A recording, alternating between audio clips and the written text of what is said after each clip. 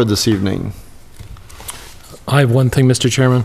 Reversal. As part of the process that we're going through to review our policies and procedures, I've been reacquainting myself with the town bylaws. And one of the things the town bylaws requires is for boards to submit to the town clerk minutes to be posted on the town's website. And the Board of Health, Cemetery, Conservation Commission, Housing Authority, Parks, and Sewer Commission all have limited recent minutes. In fact, many of them go back to 2012 as their last minutes. It's not the duty of the town clerk to go policing to getting the people up there, but I didn't know if we could have a letter sent to the various boards, and I can give the list to the town manager to just make sure that they do submit their minutes. I don't know if they're submitting them on paper, but I would assume not, because the town clerk has all the other minutes from all the other boards and commissions on. So I will get those to you. I know just a couple of the boards that you mentioned just haven't been meeting. I know the parks specifically, I just talked to the DPW director, and he said that they haven't met. This new commission hasn't even met since April, and it may even been before that. So in the Housing Commission, I would expect it's the same thing, but obviously Board of Health and Conservation, they are meeting regularly. And then I was on the board of the sewer commissions, and all the agendas for all the years are there, but apparently we never posted the minutes, so I don't know why we didn't do that. Yeah, so I think if we could send a reminder to people. Yeah.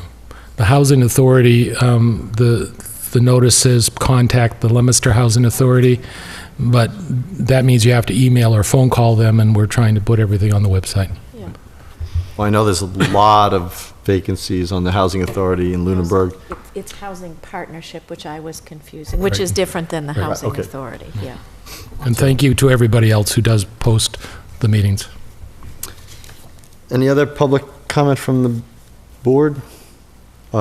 I just have one announcement. As I said, I would continue to announce that the Department of Public Utilities is holding a public hearing concerning Unitil's request for fee increases and other rate changes. That will be on September 23rd at 7 p.m.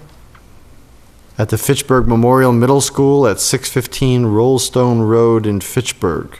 And again, any person interested in commenting on this matter may appear at the public hearing or file written comments with the Department of Public Utilities not later than the close of business 5 p.m. on September 23rd. Again, I would urge people who are interested in having their voice heard for or against this rate change, rate increase with Unitil, attend that meeting.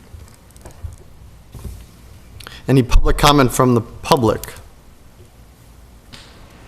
Seeing none.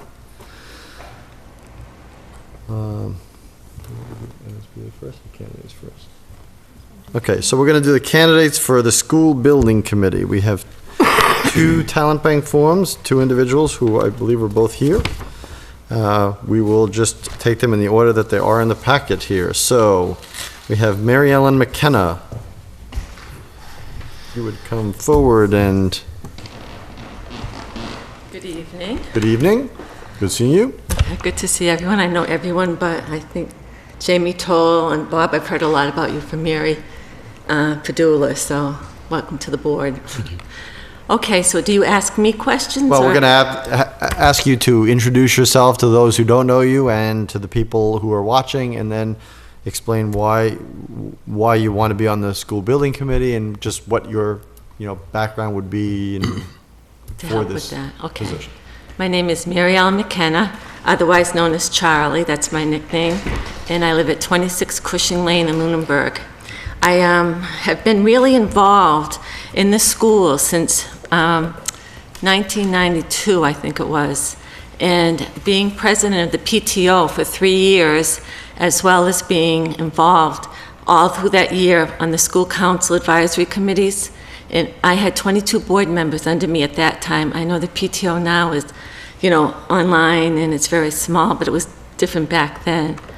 And then also, I wanted to say that during that time, Frank Sambacetti from the high school, he had contacted me, being the PTO president, and asked me if there's anything that the PTO could do to help with the accreditation at the high school, because they were in chance of losing it. So I didn't want to wear the hat of just the PTO president, so I wore 2 hats.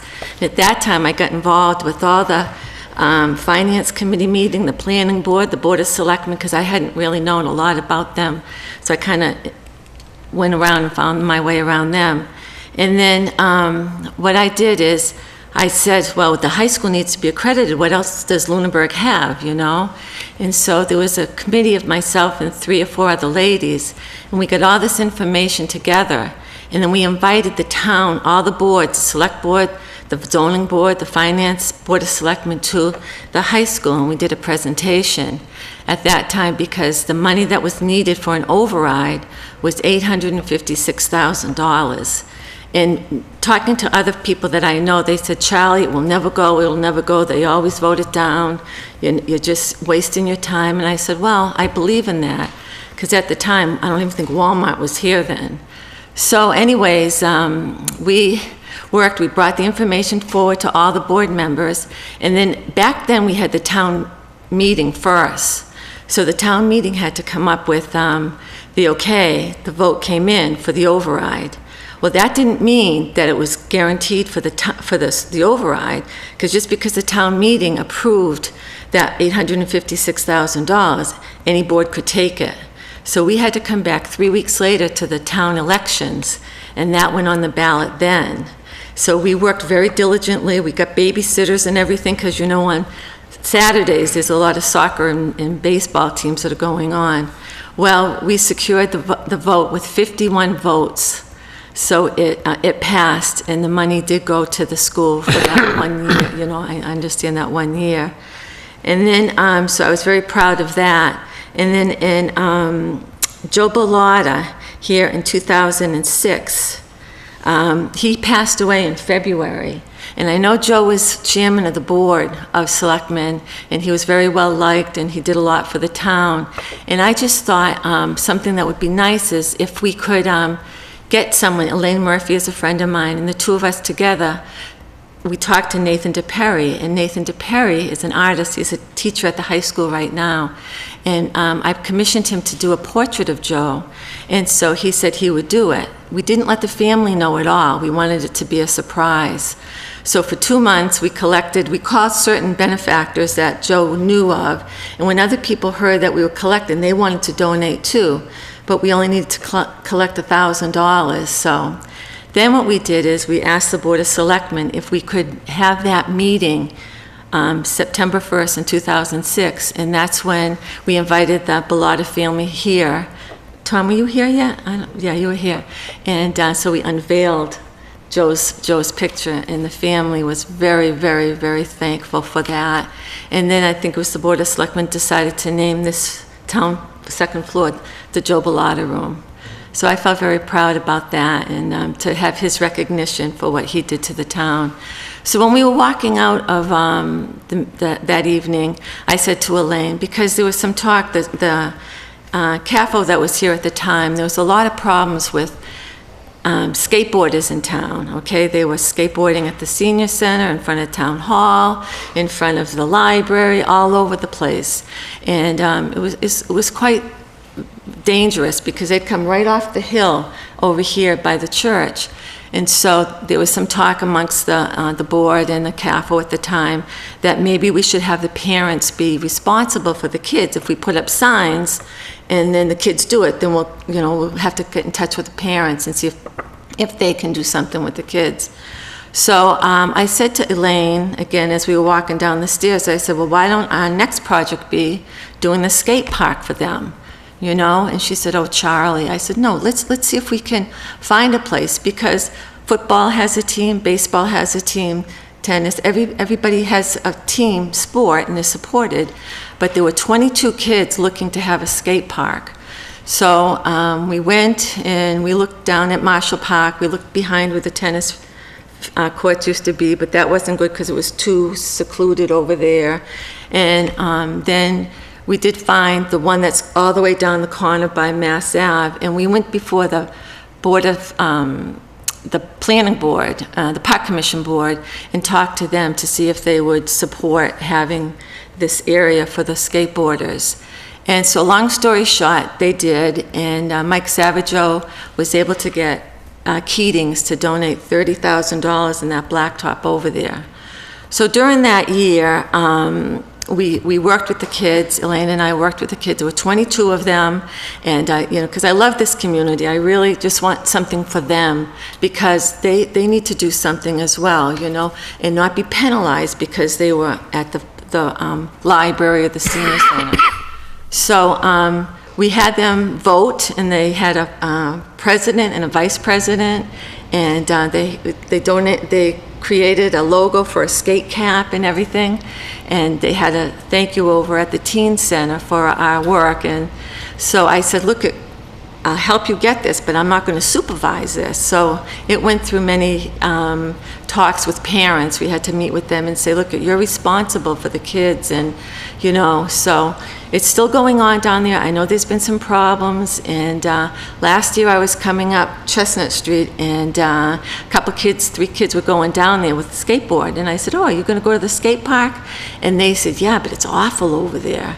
And I said, I said, you know what, are you interested in doing that? And he goes, yeah, there's no barrel there or anything. I says, well, in the past, kids would come and dump the trash out, and they'd go on the barrels for part of their play and stuff like that. So I said, talk to, and I told them who to call and see if they could do that again, So I was really proud to have that for them, and I don't know how it's going now.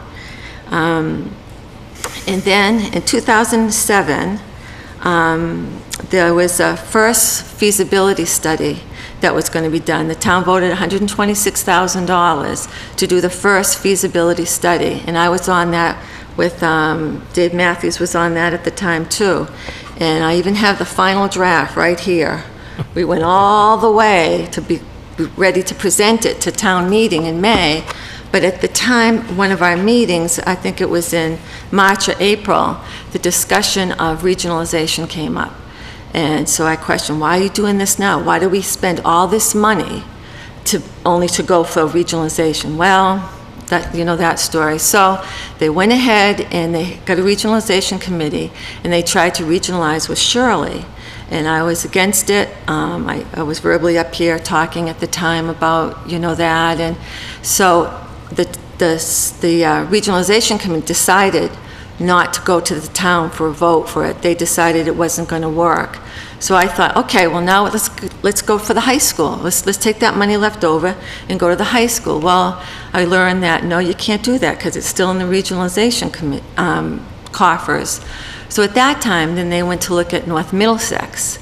So that was another year or so trying to figure that out, and then that didn't go for a vote either. That was decided that it wouldn't work, and so we're back here now for this feasibility. So I really wanted to, get myself involved in that, and I had talked to Loxie last summer, and she said everything was full. And when I read that there was an opening, I had called her and I asked, is there any way I can get on? And so she sent me the ballot because I was on vacation, and I thank Loxie for doing that, As you know, I've been really involved in the town for all these years. I love the town, and when after the override passed for the accreditation, the following year or two, there was an override for the library, the fire station, the primary school, and that was voted down. So I went over and I spoke with Mary Padula, the Conservative Party. I got to know her. I talked to her. I said, I think you guys, we all want the same thing for the town. We need a new fire station. We need a new, police station thing. And so I says, why don't we work together? So we had a long discussion, 3-hour discussion about things. And I said, well, the next time it comes up, let's work on seeing if we can all come to common ground. And then when it did come up, when the projects were done individually, everything passed. And I found a good friend in Mary, and I still have been good friends with her. So, let's see.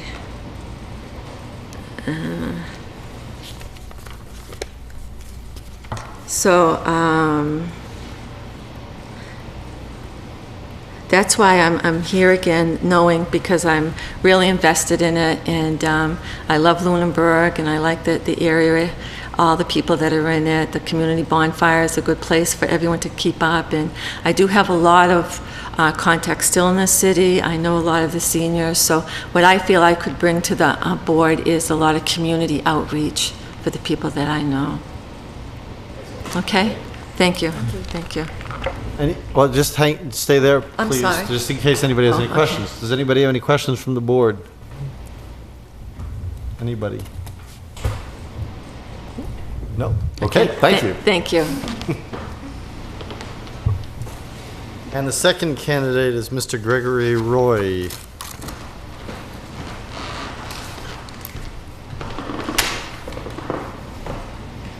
Same you. thing. Introduce yourself. Yes, okay. Thank you for your time this evening. My name is Greg Roy. I live at 105 Chestnut Street. And I have been involved really on the periphery of this thing since, for a number of years. I have young kids in the school. I have 4 children, 9, 8, 4, and 7 months. So my 2 oldest are in the school, so I have an interest in the schools, obviously, and so I've been involved on the periphery. I'll have to admit to the whole process, but I am certainly interested in serving the town to the extent that you folks in the town, I guess through you folks, sees that my services may be useful. Professionally, I'm a civil engineer. I'm a professional civil engineer. I work locally in Bolton, and my expertise is in residential, commercial, and institutional permitting. So I do anything from residential housing to commercial developments to that kind of thing, representation of planning boards and that sort of thing. So I have a real interest in construction, and so that's sort of where my skill set lies and rests, and so I am certainly very interested in being involved. I know that there are certainly at least one other very qualified candidate this evening, and I guess I want to be brief, but I didn't want to leave without saying that I consider myself at your service in this regard. And if your board feels that my expertise is a good fit for the committee, I am happy to serve. But I also wanted to say publicly that if the board, from my standpoint, if the board feels that someone else's qualifications are a better fit for the board, I want what's in the best interest of the town. And that is the most important thing for me. So I wanted to be brief this evening, and I wanted to see if there was any questions that any of you folks had for me. Questions from Mr. Roy? No. I have one, and that is only because this has come up in the past that we've gotten people involved with building committees and then who work in construction or architecture or something, and then wind up doing other work with the town or anything that has caused a conflict and has caused them to need to resign. Do you see that? Are you working on any school projects? Are you working on anything in the town of Lunenburg that would cause a potential conflict of interest? I do not believe so. I did serve the town in the capacity of a conservation commissioner for, I'm embarrassed to say, I don't know exactly the dates, but 3 or 4 years. And at the time I had a conflict of interest because my firm was doing some work directly in front of the board that I was in. I do not believe, I did receive I did contact the ethics committee at the time and received a rather lengthy interpretation of the laws and regulations, which caused me to resign from that particular commission. I do not believe that I have a conflict of interest in this regard, because I don't believe there would be any cause for me to represent as a third-party candidate, represent a third party at the table. Just wanted to make sure. Yeah. So, Yeah. thank you. Yep. Any other questions? So as always, I want to thank both candidates for coming, and it's always, we're keeping up a good trend that we're having more candidates than we have vacancies, and that's always good, because we have a lot of interest in the town of people wanting to serve, and both of you have served in many different regards, so thank you for that. There is one vacancy, correct? So we have two candidates before us, and I would open it up to discussion to the board for the two candidates. I'd just like to point out, if I could, Mr. Chairman, that as a member of the School Building Committee, the public rep that was formerly on, who had to leave because of a conflict, actually was in the construction industry. He wasn't leaving because of a conflict with construction, more, he had another job, so he could no longer serve. But we lost that voice where we had some skills and expertise on the construction process, and I just want to say, I did serve with Charlie on the preliminary feasibility study a few years back as we prepared for this endeavor, and it was wonderful working with her. I appreciate everything she did. I appreciate everything she's done for the town. I just think in this case, we really could use some of those professional skills that Mr. Roy could bring to the table.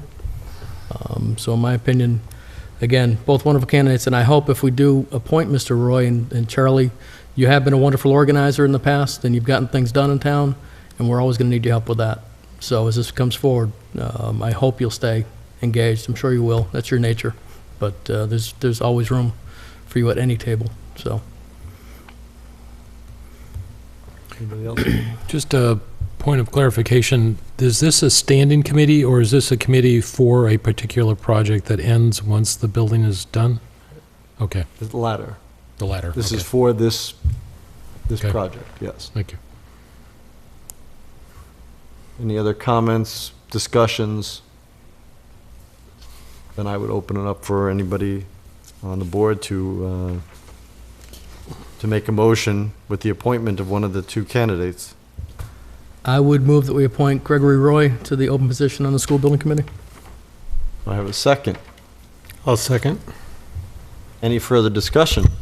I just want to say that I'm going to defer to Mr. Matthews on this because he is the school committee representative for this board.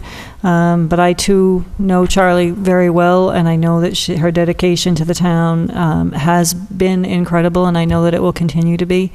But as Mr. Matthews said, I think we need that skill set right now, and I'm going to defer to him as our representative. But I hope that you will stay engaged, and I want to thank you both for coming forward. Mr. Chairman, I also, I don't know personally either of the candidates, but I'm impressed with both their backgrounds and their willingness to serve, but I would also like to defer to Mr. Matthews. And I would echo the same sentiments. Any other discussion? Okay, all those in favor of the appointment of Gregory Roy to the School Building Committee, please say aye. Aye. Opposed? Mr. Roy, thank you also, Charlie, for your coming forward. And as Mr. Matthews and many of the others said, I hope we're going to need people to stay engaged with the project, so as it gets to the public. So thank you again. Mr. Roy, you should, at your earliest convenience, see the town clerk or go to the town clerk's office to get sworn in, and then we will notify the chair of He's right here. the chair is right here. There you go. Mr. Mackin is right here.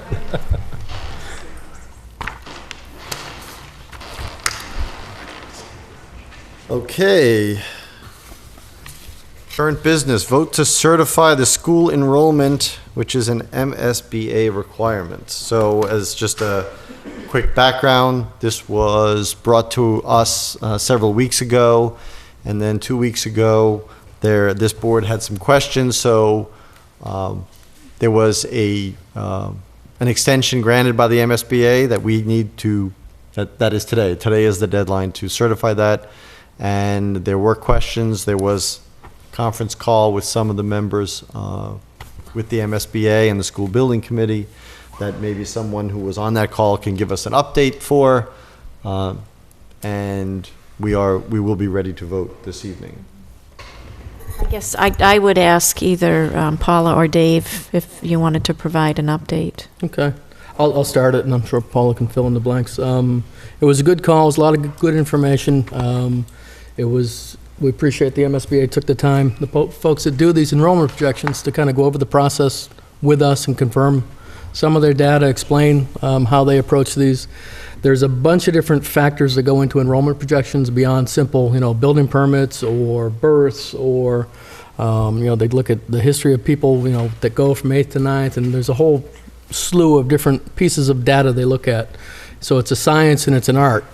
And as they look at development, there's a limit to how far out they can look, because as we know, developments come, they get proposed, they get in front of the planning board, and maybe they never happen, or maybe they shrink, or, maybe they get bigger. You just don't always know right now what's going to happen.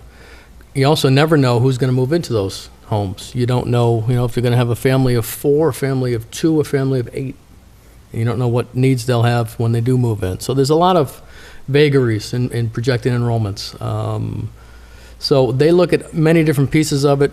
We had discussion about a couple of specific developments. Mrs. Bertram really led the discussion around that.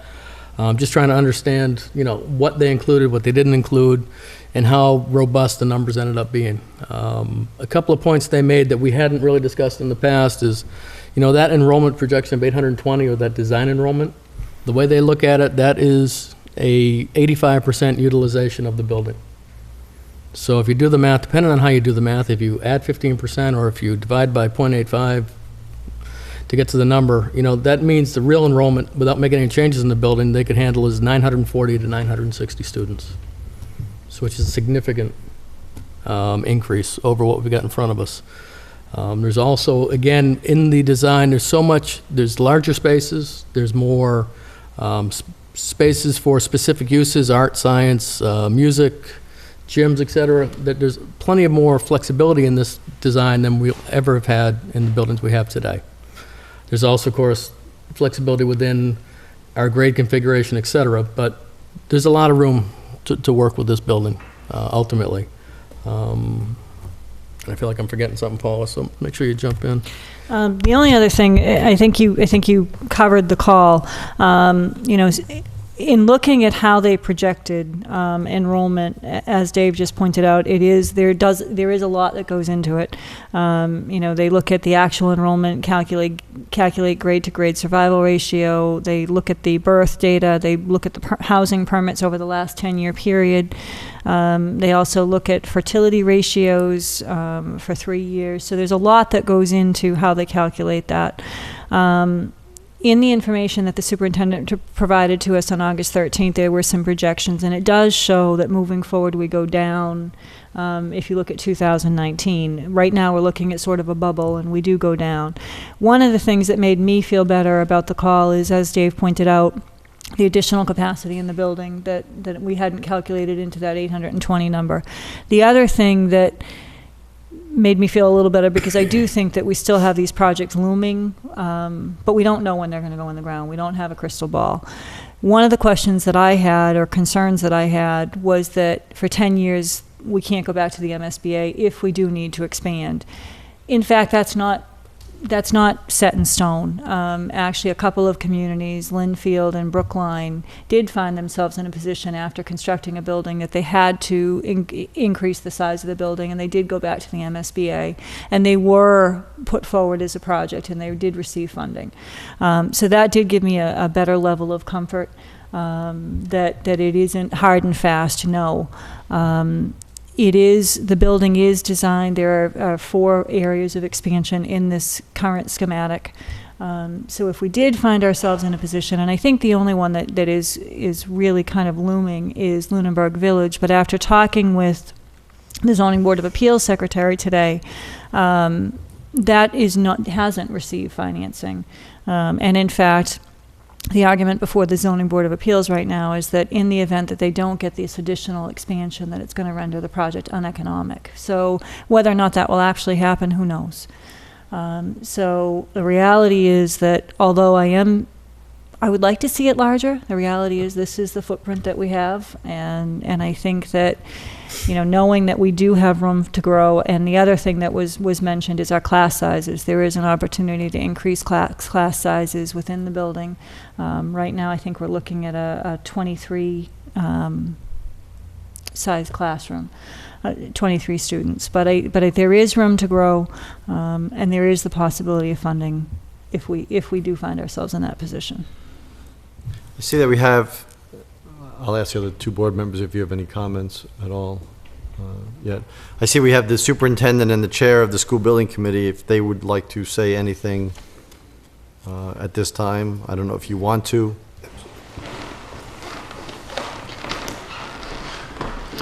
I want to express my appreciation to the MSBA as well for shining some light on an area of their operation that is not totally illuminated, and they were very helpful in terms of responding to everyone's questions. I think my takeaway from this meeting was the whole notion of what's the right size for this building, and everybody maximizing the dollars that are being put into this facility for our students, and certainly not wanting it undersized, but also not wanting it oversized, because that is the reason why the high school programs in particular are 85% capacity utilization, and that gives you that flexibility relative to the growth. And so we continue to feel like these numbers are the right size numbers for this project, and as superintendent I have endorsed that and signed off on that. I've certified that enrollment as our design enrollment,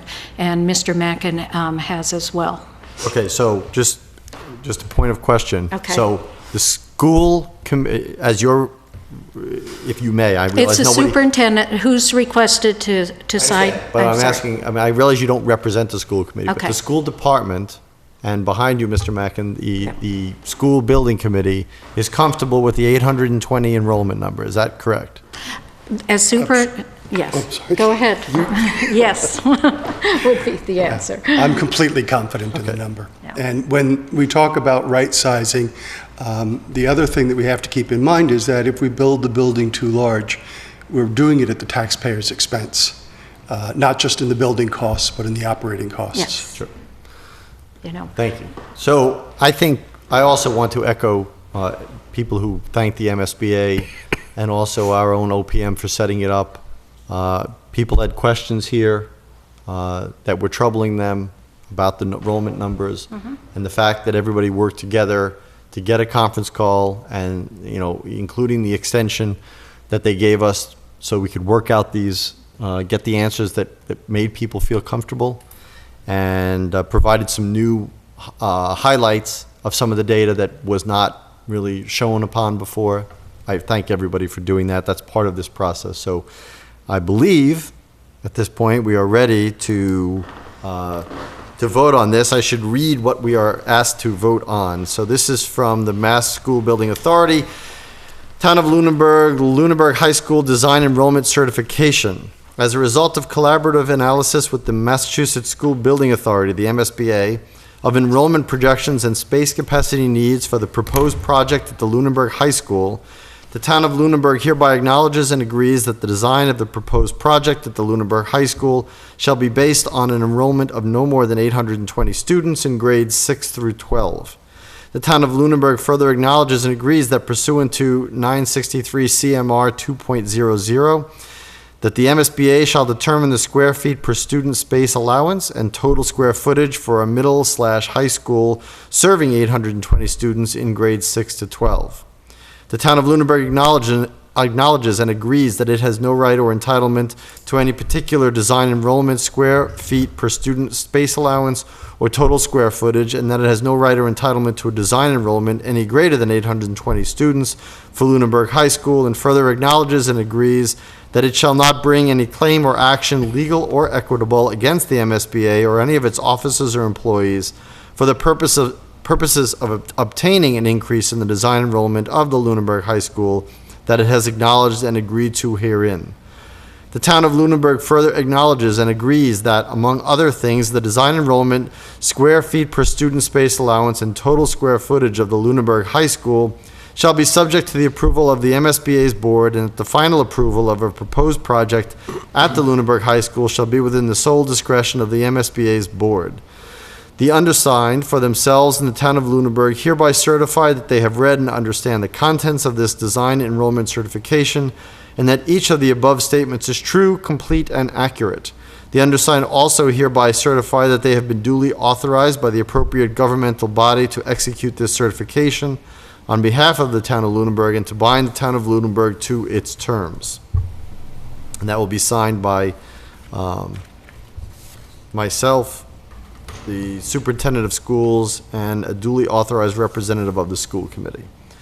So on behalf of this board, that is the document we are asked to sign, the certification we are asked to sign and approve of tonight. And that being read, I would entertain a motion on the design enrollment certification. I would make a motion that we accept and endorse the certification. Do I have a second? I'll second that for discussion.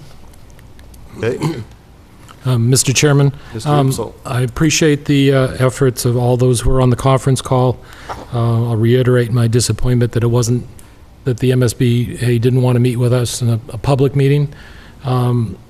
Just like local aid formula is voodoo and hidden information, I think that the enrollment data process should be open and transparent, and I'm glad that we now have that transparency.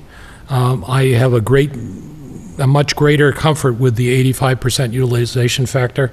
That makes a big difference. I already knew we had the expansion capacity built into the plan. That made me comfortable on that part. This gives us 120 to 140 students that we can accommodate within this building, within the design build. So that gives me a great deal of comfort on that, and for that reason, I am comfortable when we'll be willing to vote for this. Anyone else? I just want to echo Mr. Ebersol's frustration with the fact that they wouldn't attend a meeting. And actually, I tried to go on the website just to get more information about the enrollment formulas and how it's calculated, and that information is not available. And as you stated, I think that as a state agency, it should operate in a public, transparent forum. And while I appreciate the time that everyone that from the MSBA took in attending the call, and there was a lot of great information that was shared, I wish that it could have been shared with everyone in an open forum. Anyone else? Then I think we are ready to vote. So all those in favor of approving the design and certifying the design enrollment certification, please say aye. Aye. Aye. Opposed? None. It is unanimous.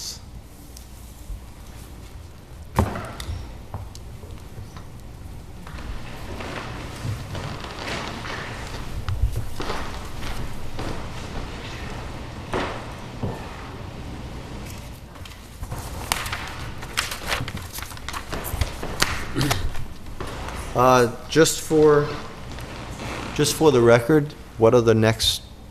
And briefly, what are the next steps from this point? We have a submission coming up to the MSBA of the schematic designs along with the cost estimate, and I believe that is the last week of this month? Or the last week of this month is when the submission will be made. The MSBA then will do a review, and at their meeting in November, they will vote on accepting the project and allowing us to, approving us to go to the next step, which would be to request funding from the town in order to participate in the program.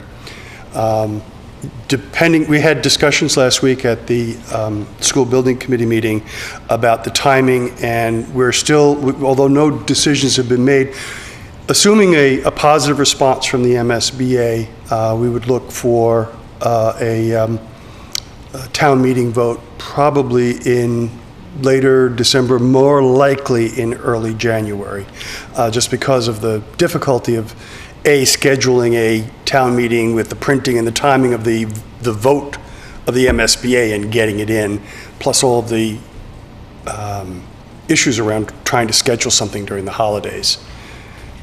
I just have a question on the timeline, and I didn't follow up with it on the call, and maybe one of you can shed some light. One of the individuals on the call, I don't recall her name, I think it was Caroline Walsh, or Diane Sullivan, I'm not sure, kept mentioning a November vote. Do you That's know their what vote. she was, okay, so that's their vote in Correct. November? Okay, thank you. Yeah, the MSBA board meets in November on Okay. all the projects statewide. Okay, thank you. Well, thank you. So now we know the next steps, and I appreciate you, and thank you to the superintendent as well. And I really, again, I want to thank, all the members of the Board of Selectmen.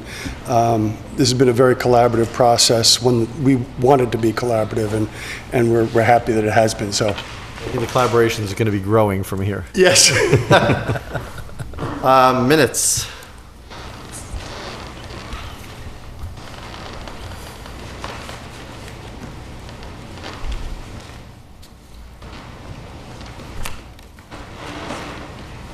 And warrants.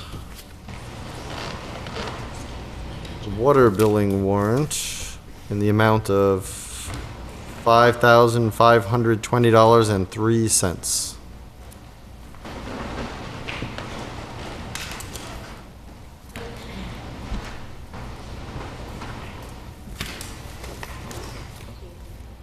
Payroll in the amount of $569,723.08.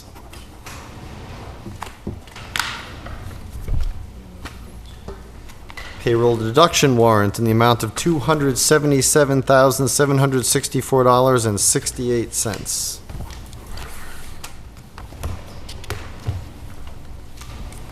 And an accounts payable warrant in the amount of $230,147.15.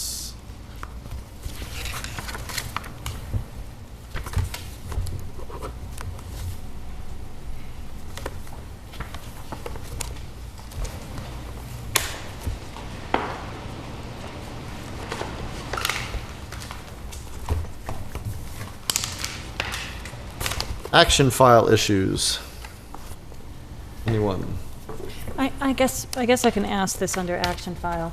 I wasn't able to attend the last planning board meeting, but I did have an opportunity to see it on YouTube, which is a great little thing. One of the reports of the planning director was regarding the Saunders Lane property on Holman Street, and it was that there was no action needed by the planning board at this time, and that it was being looked at by the land use departments. I don't know whether that was the open space committee, and I'm just wondering where we are with that process.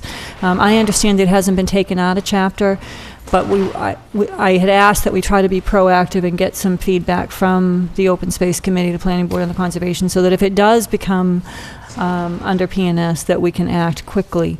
And I'm just wondering where that is. I will answer, because I was at the meeting for the Open Space Committee where they took this up.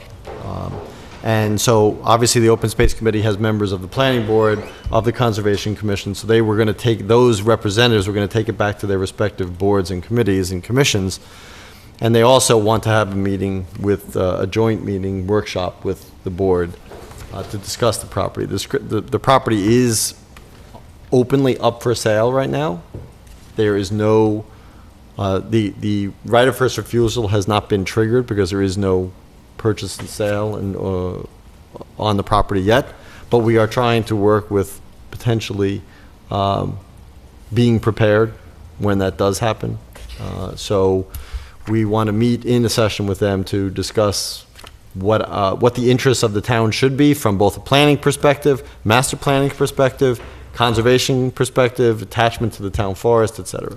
That was exactly my understanding, and I guess that's where my confusion lies, is because in watching the meeting from last week, the planning director indicated there was no action needed by the planning board because it's not out of chapter. And I thought that what we were looking for is to have the planning board start to look at it from a planning perspective to determine whether or not it made sense. So I guess I just would like to perhaps... Well, I think we're trying to get together a joint workshop where we can all talk about it. I think it's still with the it's localized at the Open Space Committee right now. Okay. And they, as just when they came here before us, and we talked about them establishing criteria that would trigger what we would want, like what properties, what qualities or attributes of a property would trigger us wanting to potentially buy it. that's what they're looking at. Right, and I completely agree with that. And I just, obviously part of that criteria, I'd assume, would be relative to planning.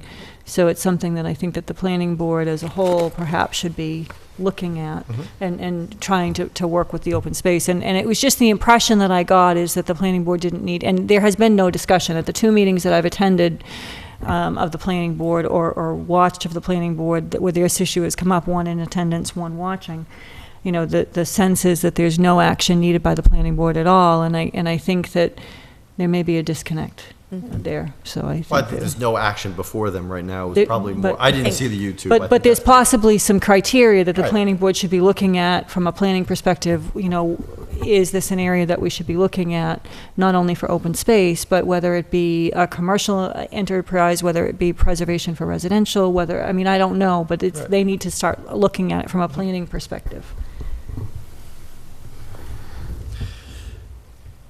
Any other action file issues? Just a question for the town manager, the town audit, they do an annual town audit, and has that started?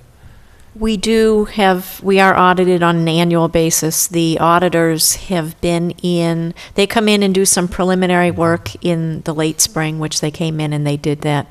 And then they come back right around this time. I'd have to double check with the town accountant. I believe that they have completed their work. It's typical that the audit is finalized in print like in November, which I know is much later than a private company, but that's what our schedule has been. But I can find out exactly where we are in the process. Thank you. Okay. Committee reports. Board of Health. No updates? Building Reuse Committee. Next meet's on the 16th at 6:30 in Town Hall. Can I just ask a question, please? Sure. The Building Reuse Committee, I know there's 4 different, I think it sounded like there was 4 different configurations or options Correct. you're looking at. One of them was reusing, of course, TC Passios as a municipal building. Correct. Are you looking at purely as a low-cost, move-in, make use of what's there, do a minimal renovation, or are you looking at purely as a major renovation? Both. That's 2 of the 4. One is a minimal move-in, keep it up and running, have it meet current codes. The other is to Make a real office space. make a real office space out of it. Right. What are the other two, just now that? One is total demolition and leave the grass to grow, and then the last one is to find an alternative use up to and including a use other than town-owned. Thank you. Thank you. Capital Planning Committee. The capital planning packages went out today to department heads, along with a schedule for their return and meetings with the capital planning committee, so the process has been kicked off. Excellent. Finance Committee. They're working on their fiscal policies. Their next meeting is the 12th. Library Board of Trustees. They're meeting later this month? MPO. The MPO itself is not meeting until next week, but I did want to just mention that myself, the town manager, and Jack Roddickman's the DPW director, had a meeting with MassDOT last week to review the Summer Street proposal, and we had some good feedback from MassDOT, and that project is moving forward. For the people at home, can you tell them what MassDOT is? Mass Department of Transportation. And so there were several representatives from Fitchburg there. Senator Flanagan had a representative, as well as Leominster. So there was a good group of people in attendance. The city of Fitchburg was well represented. And it was a good meeting. We really went over exactly what the proposed layout of the road is going to be, highlighted some of the issues that are going to be addressed. The plan is moving forward. The MassDOT has asked for some minor modifications and some alignment changes to the plan before the actual submission. But it is moving forward on track with the projected timeline to meet the requirements of the TIP. And Trish Jomagren from VHB indicated that her next step is going to be to reach out to some of the businesses along that corridor in Fitchburg and in Lunenburg relative to curb cuts and some changes in how that road layout is going to be. But the project is moving forward, and it is it's got a lot of support, and it's gaining momentum. Excellent. Good. Planning Board. Again, I wasn't at the meeting. I did watch the meeting, and I know Mr. Matthews was in attendance, so he can probably shed more light on it than I can. The majority of the meeting was spent with the school building presentation, which was very similar to what the presentation that we saw. There wasn't a whole lot of other issues that came up. I don't know if you stayed for the whole meeting. I didn't. But they weren't, really, that was the crux of the meeting. Okay. PAC. PAC is meeting on the 17th. In the action folder here is the July-August update. Basically, end of year, beginning of new fiscal year information is in there, updating the budgets, and they are currently working on programming and other focusing. You talked about their meeting, the public meetings being on YouTube, and there's been a lot of buzz about that. Yep. And that's accessible. You can watch it on TV too, but these are going to be there, and it'll be a lot easier to access for many people. Do you know if there's an amount that is there going to be kind of a cutoff, or is they just going to build? I mean, has there been any criteria, or are you just going to keep posting? I don't know. Okay. I don't know what they're That's gonna one do. of my questions, is how long will they be available? I'm sure we can ask them. They are taping our show, so That's right. maybe By way of that, maybe we're somebody asking. Maybe can they get can this tell us. question to them. I'd also I don't want to get lost in the shuffle that we want to have a meeting, a workshop meeting with them in sometime in the fall to talk about coverage. Number one, what their coverage policy is for public meetings, things that are not regularly scheduled meetings that we want televised. What is the process? And then also we want to look at, as we've discussed in the past, some of the new members maybe haven't discussed it, but the PAC really needs to have the policy that if somebody from the town itself, a resident, wants to put on a program, there needs to be a way for them to do that. That is the crux, beside the government portion of broadcasting. The citizen portion with our other channels really devised around our own programming, and people should be able to do their own programming, and there should be guidelines and ways that they can do that. So we need to have established policy. They need to establish policy for And that to happen. I'd also like to just have an idea of their budget and how that is all Sure. working. The budget is included in here with their progress report. Oh, great. So it gives the end of the year, and I believe it's detailed by it's different. It's got the fund balance, and it shows some of the budget items. Excellent. Great. School committee.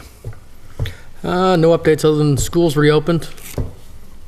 That's always a good sign. Tell you, I saw a very, very reduced number of children out, so they must be there. That's right. I heard the school bus is going by the first day of school, and for the first time in I don't know how many years. Yep. I didn't care. School building committee. We pretty much had an update already. The only thing I would add to what Mike had updated, the costing out of this, what's kind of interesting is both the architect, the designer, their firm does a cost analysis projection of the project. Also, the construction manager at risk independently does the same. And then they get together and work through it. And it kind of generates questions and answers and discussion about what's the best way to do it, what's the most cost-effective way to do it, what are some construction options that we can consider. So it's a good process, another good implementation from the MSBA that makes sense, where we kind of really get this down to the best possible outcome. Excellent. So Sewer commission. Sewer Commission met last Tuesday. The Fitchburg IMA has intermunicipal agreement has been reviewed by their legal counsel, but the director of the sewer department was on vacation. They expect this week they're going to get back to us fairly quickly, so that should be coming back to us. No additional surprises from that review. They were just a technical type of thing. So the information that's been presented in the past is consistent. They participated in the Zoning Board of Appeals hearing on Lunenburg Village modification, looking at what the impact of connection fees. The connection fees have gone up since the project was approved. We have to pay that to Leominster, but they are locked in at the connection fees at the time of the zoning board of appeal approval, so there could be a shortfall. They're in touch with council. If by their asking for an amendment to the plan, does that therefore trigger the new construction connection fees? So they're trying to figure out that. That's sort of something to think about in future ZBAs, that they may put in whatever connection fee in place at the time they actually connect. Something to think about. They're also looking, they did not, they had given the quid pro quo of eliminating the privilege fee for the low-income units in consideration of the sewer line and regrading of Piedmont, Pleasant View. But they were not going to extend any additional privilege fees for the additional 4 units that they were talking to at this point. There's all sorts of discussion going on with the Zoning Board of Appeals on that part as far as what's going to be economically feasible. They are looking at current real estate prices versus past real estate prices, and I think that's going to be a sticking point of what they actually think they're going to get. So the Sewer Commission doesn't take a position on that. They just looked at the privilege fee and the connection fees. They're continuing to review their policies and procedures. They need to get those adopted. They're going to have them reviewed by legal counsel. I think they have to have hearing because they're regulations. And they are, they've received more than 2/3 vote of the residents of Sunset Ave. So they're in the, to extend sewer down on that street. So they have submitted an application, the preliminary application for the state revolving funds for the ability to get some funds for that. That would all come back and have to go to town meeting and everything else like that. But they do have the residents on that, and they're asking, they have 11 out of 16 positive for Pratt Street extension, but that's out of 41, so they need additional people to respond. They're asking people to respond on that. The town is a big property owner over there, so I think we could, this board could probably make that project happen or not happen. I said you were neutral. I took the liberty of saying. Mr. Chairman?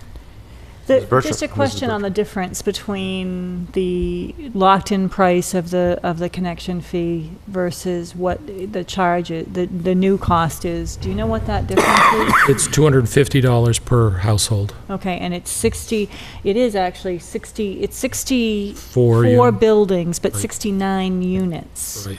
I did check that, because a couple of them are duplexes, so it's 64 buildings, but Right. 69 units. And they already had 2 betterments on the property to begin with, so you take the 2 off the 69 to get to 67, so getting down, but, Okay, so it's a substantial amount of money. I mean, yeah, okay.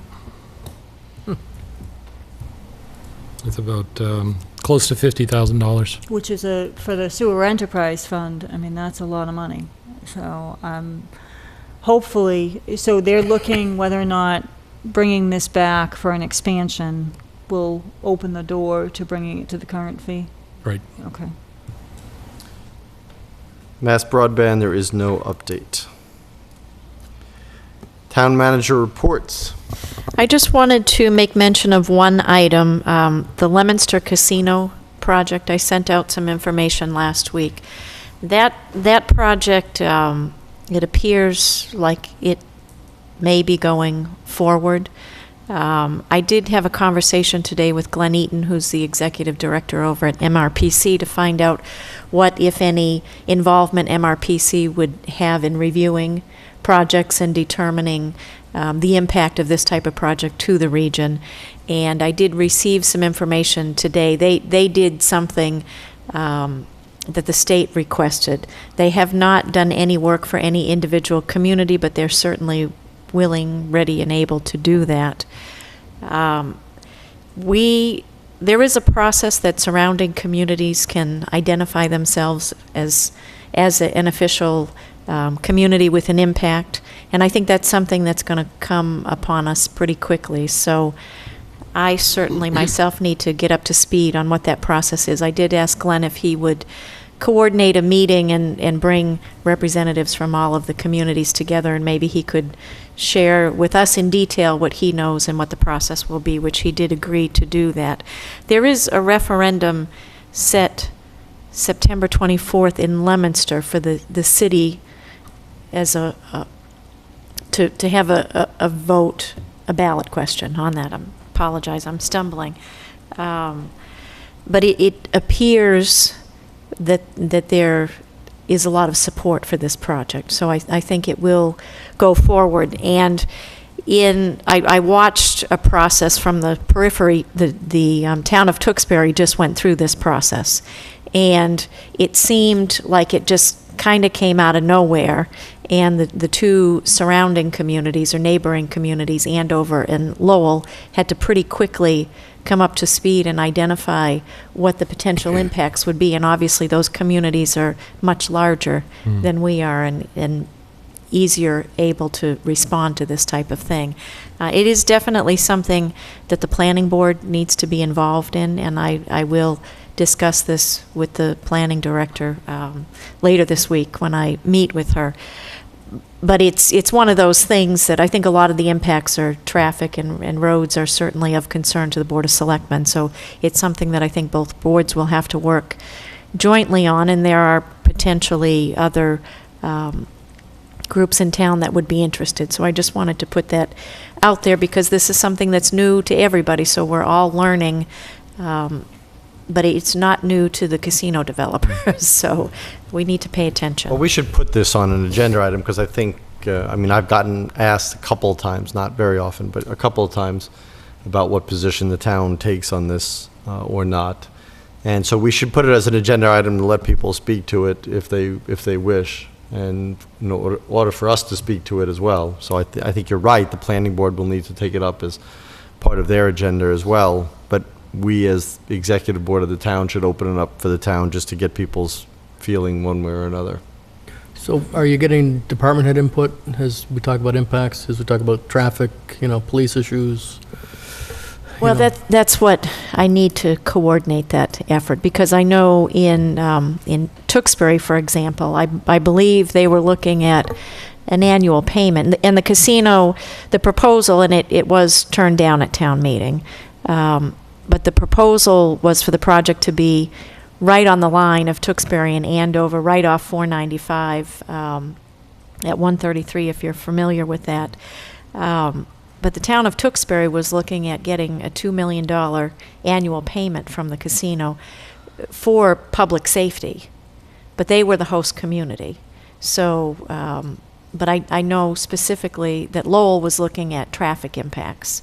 And that's something MRPC is in great position to help us with traffic impacts. Some of the other impacts we're going to have to be, MRPC is not going to get involved in.